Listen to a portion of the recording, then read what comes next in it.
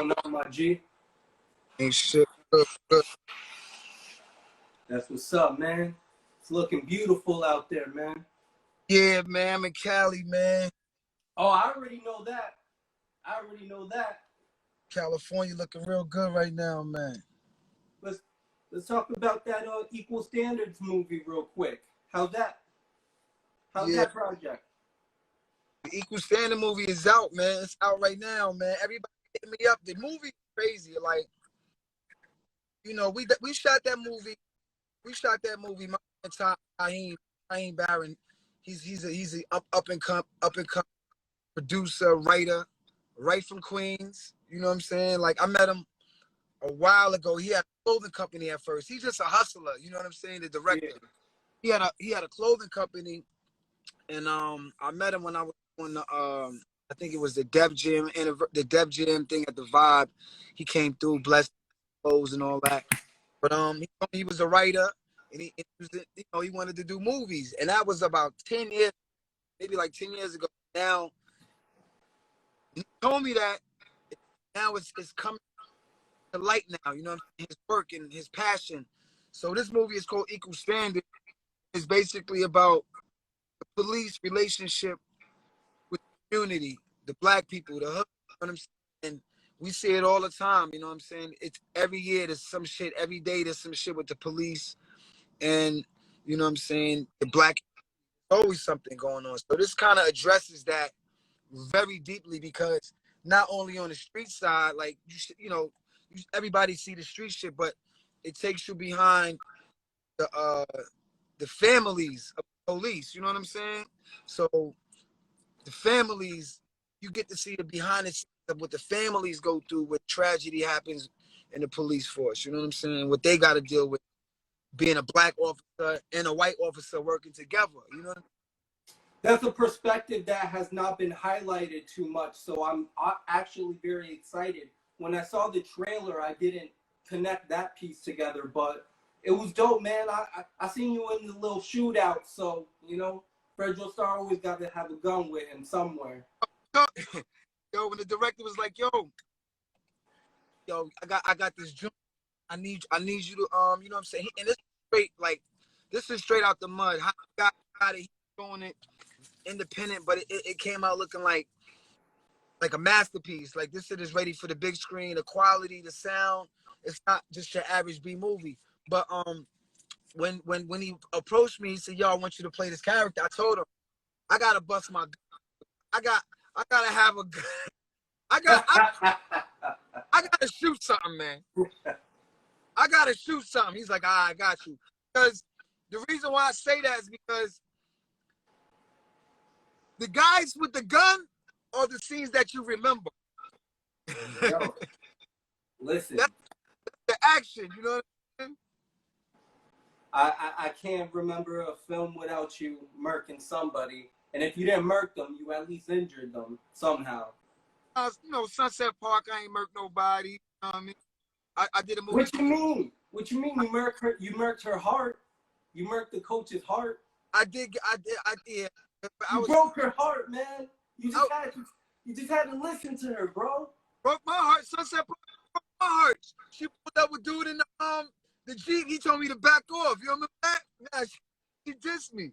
But the way I see it, when I look at like Al Pacino, and I look at Robert De Niro, and these guys are like top tier actors, and they would really make a career out of being a bad guy.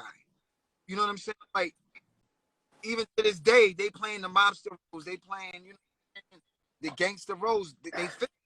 It's part of them. So they could do it 50 million times. They could be a bad guy, and it's still gonna be dope.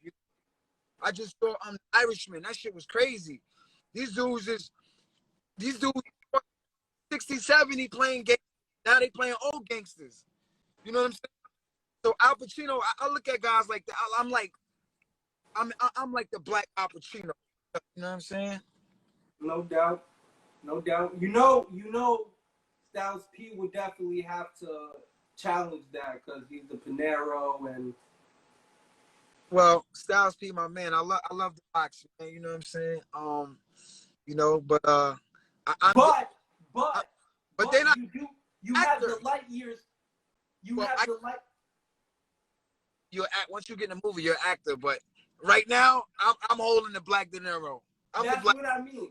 That's what I mean. Like credit wise, like you're shitting on that. You got that. You got that. You The got that. Black Pacino. You heard? Absolutely.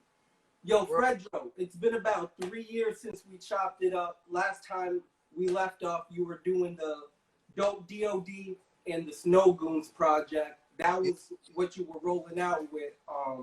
Right now, well, actually, since then, you had the Fire Star too. right. Yeah. So Made in the you've been streets with Audible Doctor. you've been keeping busy. So like, grow you you said something in an earlier interview where you got to see hip hop grow. Like when you grew up, there wasn't hip hop. You got to see it formulate, and Right. now people are born and they're luxurious into it.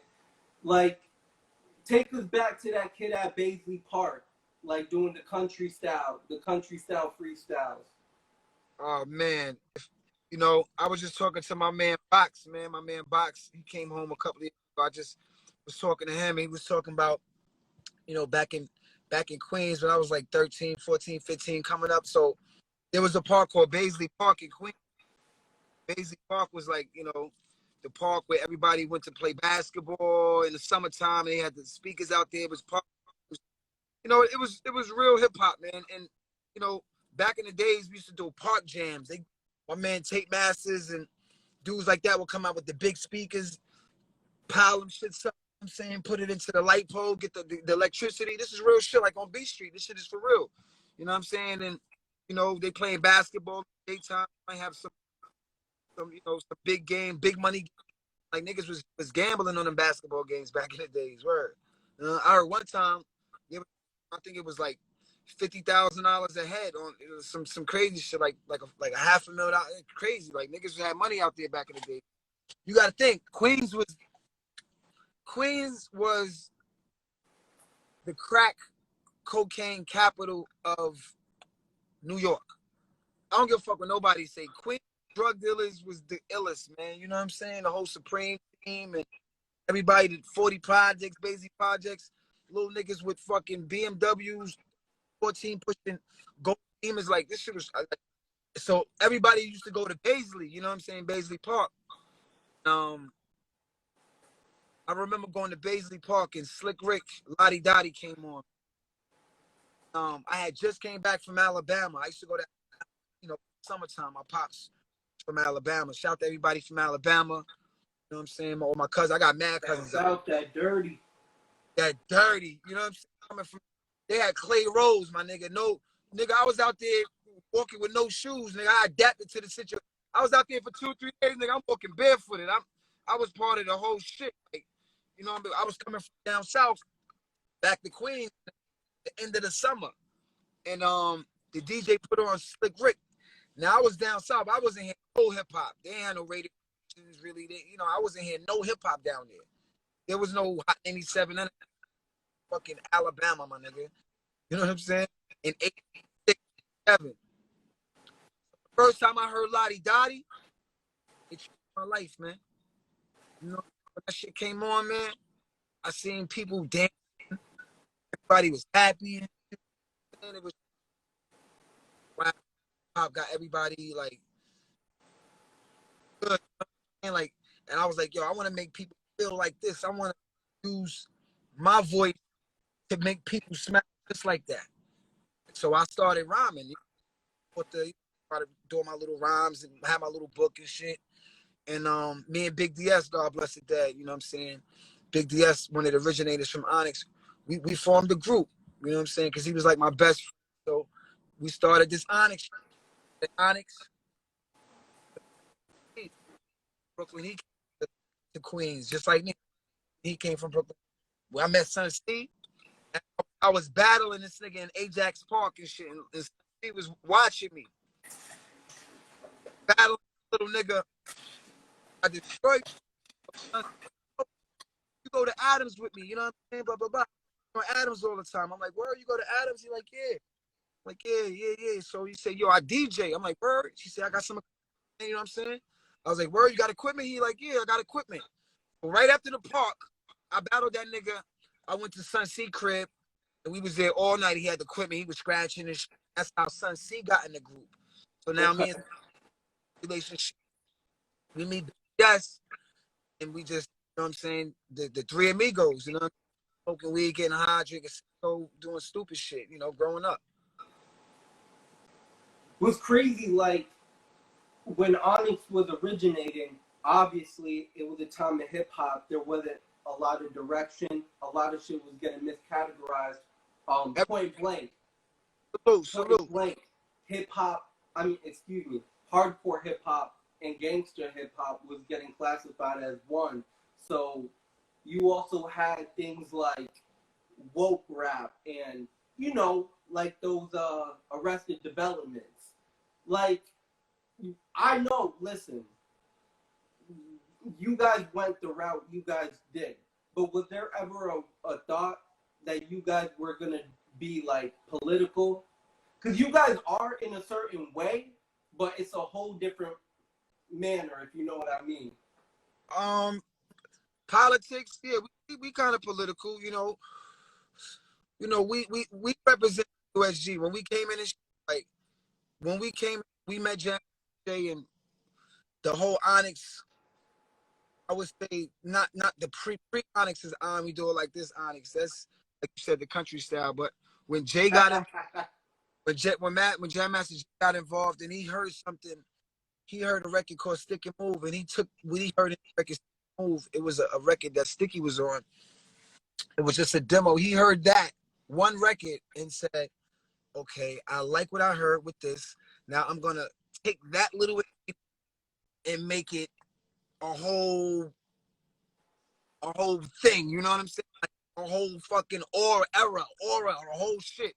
So we built that style. We built that style, and then start saying things like United States Ghetto, which was in a way political because we represent all the United States ghettos across America. That's what we representing. USG, United States Ghetto. You know what I'm saying? I pledge allegiance to the flag of the United States Ghetto, for which it stands. Like we was on that type of shit. But being political, we was more street politics. You know what I'm saying? Mm-hmm. More to the street politics. But when we started the second album, The Last Days and all that shit, watching all that Illuminati shit, like niggas was watching Mad. We used to go to Harlem and they used to have all the fucking DVDs. Nigga. We used to watch that shit. The niggas started New World Order and the fucking, you know what I mean? Just the whole conspiracy theory shit. That's what Last Day.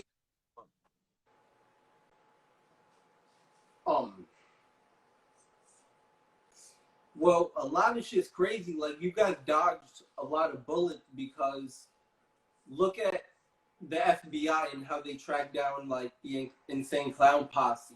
Imagine they came down on like Onyx and the Mad Face as like. What they gonna do? Like what the fuck? Like they came down on Clown Posse and not one of them niggas went to jail. They try to say them niggas had a gang. Yeah, them niggas is a fucking gang, hip hop gang. You can't take that away. You know what I'm saying? Like, so it is what it is, man. You know what I'm saying? We doing music, so that's what it is. They can't. You can't stop music. You ever been like messed with the hip hop police? I love hip hop police, man. Yo, for real though. Yo, I used to know cause I'm not like when I came up in New York, I was at all the clubs. I'm like some people are not into the club like who not outside. You know what I'm saying? When I grew up, coming up in New York, I was at all the clubs. Red Zone. You know what I'm saying? The Muse, Tunnel, 54, Ritz, Red. Anyway, I was there, nigga. And believe me, the hip hop there too. Every club. You there every night. You gonna see the same police every night. And you start talking to them like, y'all niggas here again tonight. Then you start building a relationship with them niggas. I got locked up with the bottom niggas one time. Word. Some stupid nigga I was with in New York. he was like, he had like a little hip hop clothing company. You know what I'm saying? Mm-hmm. School or whatever. So I'm with the dude, he hanging out to the club. He's not even the type of guy to have a gun. You know what I'm saying? Straight like. So we in the car. He shows me a pistol. I'm like, in my mind, I'm like, why you like? What are you doing with that? Like, you ain't even built like that. Why are you even trying to be that guy? Like, and that's what I thought. So you know what I'm saying? Anyway, we go to the club. You could tell he don't know what he doing because he talking loud, and so the club was too crowded. He tells his man, "Yo, pull the car back over, man. The club is too crowded. Got this on me, man. Got to get out of here." Man, meanwhile, hip hop police is right next to this nigga. Yeah. To this nigga, we jump back in the car. Yo, mad police pulled up everywhere. I'm like, what the fuck was going on? They heard the nigga say he had the burner. Now here's the bullshit. You got that burner, that's you, right? When we got pulled over, the nigga didn't even own up to the burner. Like, he didn't even own up. Everybody in the car went to jail because of his burner. So you know the nigga ain't built like that. You know he ain't even that type of guy. Hell, like, you know what I'm saying? If a nigga about that, that's you, my nigga. Like, I need to go home. I'm like, yo, son, don't do it, my nigga. He like, yo, our lawyers is gonna figure it out. I said, lawyers? Oh. Lawyers? Y'all try This is the clothing company guy. Police had to physically stop me from choking this big ass stupid nigga. The clothing company nigga. Yeah, the nigga who got everybody jammed up. So yeah, the police is in New York. They everywhere, man. You know what I'm saying? But I love them niggas. We had a good relationship with them niggas, man. No doubt. You know, there's been something that I've read online with you where you got on the plane once and, you know, it got rerouted and shit. You shouldn't read everything you hear online, but what are you saying? I read something online. No, like where your flight got rerouted or something because of like a storm or something. Oh yeah, no, this was nah, man. No, listen. The reason why I'm bringing it up is because the way that the world is now today, where it's crazy, like, you know, shit's going down. Like, you travel a lot. Like, yeah. like how is this affecting you, and how is all of those experiences like what are you gonna do now without traveling? I was just speaking to Tretch, man, from Naughty by Nature, because he's in the movie. So we were doing a lot of interviews this morning. And, you know, Naughty by Nature probably, like, we are a touring, like, people say, what do you do? I'm a touring rap. I'm in a touring rap group. We tour this, we do 50 shows every year. Good thing we made a record course. You know what I'm saying? And that record is just, it keeps us working. You know what I'm saying? And that's what any hip hop artist should strive to do, is to create one or two or three hit that way you can work forever if you got the show. But not being able to travel, you being more creative. You know what I'm saying? Like I was saying, like when the Spanish flu happened back in the Renaissance was creative about this shit, and everybody just was stuck in the house. So only do is be creative, write and paint and build, and you know. So everybody that's probably, all rappers is probably writing more, all artists is probably drawing more, painting more. If you know what I'm saying, niggas is doing more. If you're passionate about that, nothing can stop you. You know what I'm saying? Just because you're traveling, moving around, the mind is still traveling. You know what I'm saying? Absolutely. Imagine the niggas that's in jail. I my nigga Ike from Brooklyn, man, act like he got a motherfucking card in jail. I speak to this nigga every day, and I be like, I'm stuck in the house, but I'm like, nigga stuck in a cell. Like, this ain't nothing. Yeah. Good. Everybody good out here. We just gotta stay safe and stay sucker free, man. You know what I'm saying? So, are you gonna just kind of follow the guidelines of what other people are doing in terms of starting touring again? Yo, bro, who knows when it's gonna be another tour? You know, shit. Who knows when it's gonna be another basketball game? Who knows when it's gonna be a thing like that? Like this crazy, man. We can't predict the future, but I think things will get back together. 2001, 2021. Niggas could kiss 2020 goodbye. It's a wrap, nigga. You know what I'm saying? Like, niggas can't wait to New Year, man. This whole year started fucked up. 2020 ain't been a good year, man. It ain't been a good year, man. We blessed to have another day. I mean, this is crazy, man. But you gotta build and destroy. The world has to build and destroy. Now it's destroying, it's gonna rebuild. You know what I'm saying? Everything has to build and destroy. So, we gotta just understand that and just keep moving forward and live into the new life and shit. You know what I'm saying? One last thing that I just want to end up on. We kind of talked about it in the first interview that we did where you found out last days within 8 Mile, like how you were at the movie premiere.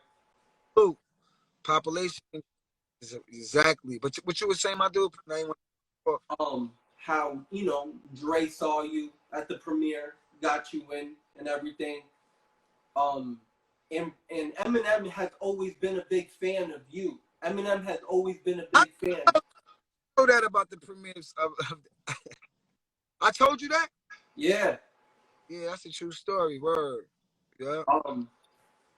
The fact that Eminem, he's a huge fan of Onyx. I mean, like, he's always rocking Apiro with your albums on it. What is the relationship has been, and what has the camaraderie been between, let's put Dre and M together, between Onyx and them? Oh, man, like, a lot of people don't know. First of all, Onyx was on the Dr. Dre tour, the Chronic tour. You know what I'm saying? With Run DMC, Dr. Dre, Snoop, Dog Pound, all them dudes.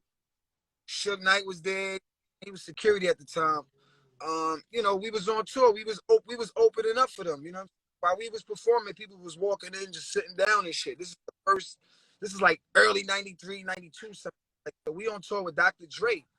So that's the first time just being around and seeing how just ill this dude was. You know what I'm saying? Like, they showed on the Chronic tour, it started out like you saw like a movie and shit, and niggas was like in like a liquor store, yo man, give me a bottle of Henny, man, whatever. Boo, boo. I know the clip.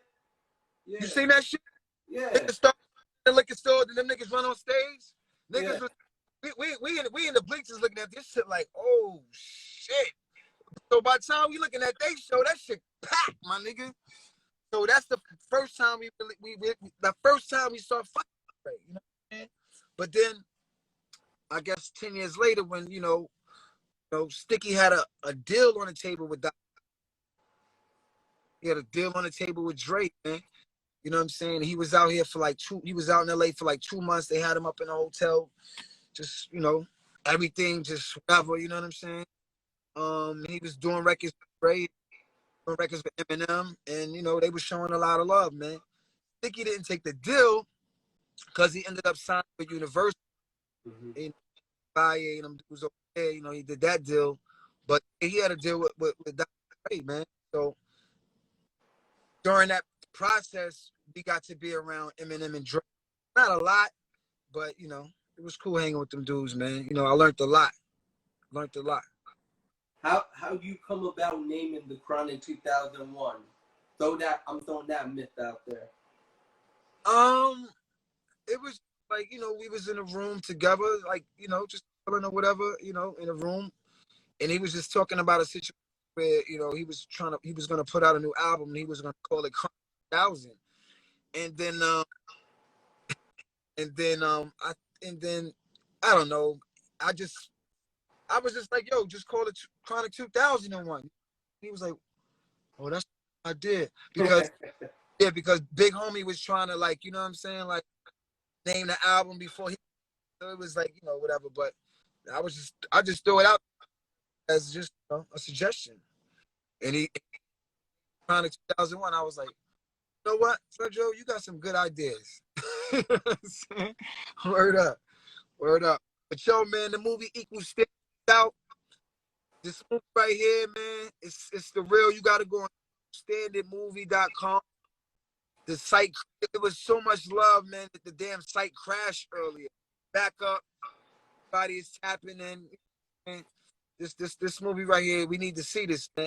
Everybody need to, black, white, we need to see this, the blueprint right here.